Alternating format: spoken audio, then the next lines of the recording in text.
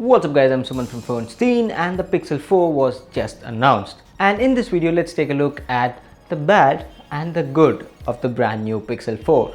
So let's get started.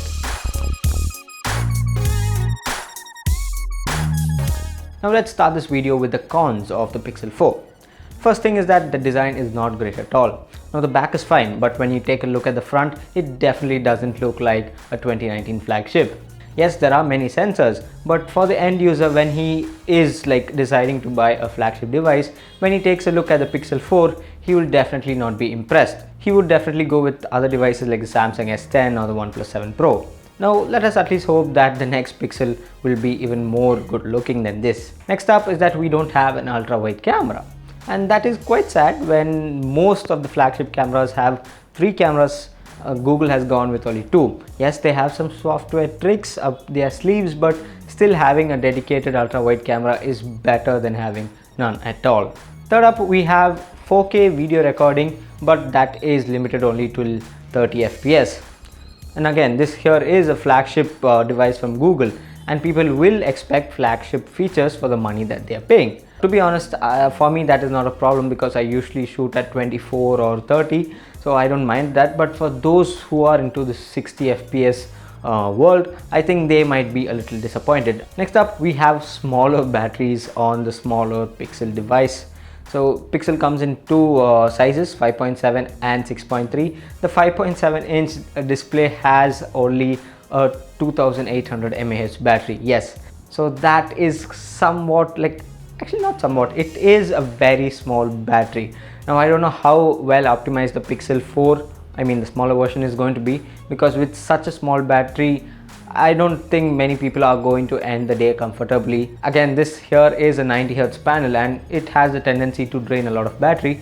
So with such small batteries, I don't know how good the battery life is going to be. Now I might be wrong or not, but we have to wait and watch for the reviews. Now the next thing on the Pixel 4 is that it doesn't have dual SIM. It has only one SIM card slot with support for eSIM. And in India especially, eSIM is not a thing. People don't even consider eSIMs, and I'm a person in search of a small phone with dual SIM capabilities, which is fast. Last up, this is just me nitpicking, and that is the Pixel 4 doesn't have a micro SD card slot. Now it's not a huge deal, but again, as I previously told, I am just nitpicking on this one. So let us move on to the pros section of the Pixel 4. So it has an amazing display. So the bigger one has a 2K display, whereas the smaller one has a 1080p, so Full HD Plus display. Both are AMOLED and both come with 90Hz refresh rate. And this is a variable refresh rate panel, so they adjust according to what content you are watching. Next up, the hardware on the Pixel 4 is amazing, but it is not exactly the highest end hardware available. So they have a Snapdragon 855, but I wish they could have included the Snapdragon 855 since it's the end of the year, and including a higher end chipset would have been much better. And it has 6 gigs of RAM, which in today's scenario is really sufficient, but having the option for an 8GB variant would have been much more better. Even though the hardware is good, we really don't know how this Pixel is going to perform in the long run, because the Pixel 3 and the Pixel 2 were kind of slow when they aged. So let us wait and watch how the Pixel 4 performs. Now Project Soli, which is part of the Pixel 4, is actually meant for face recognition, face unlocking and other features like that, and having that is really again a good thing on the Pixel 4. Yes, it has increased the size of the bezel, but I think it is quite good and you get a more secure way of unlocking your device. And as Google mentioned, you have better Google Assistant with quick replies and other crazy stuff. Now there are 2 sizes, a smaller Pixel and a bigger Pixel. So I personally will go with the smaller Pixel, like if I get the chance of buying one, the 5.7 inch.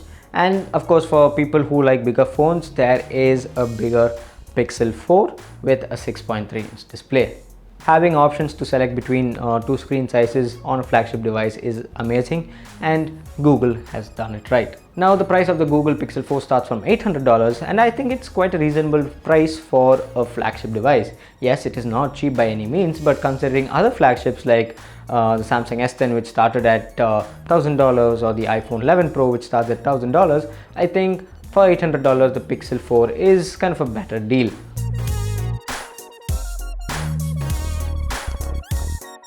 So here are the pros and cons of the brand new Pixel 4.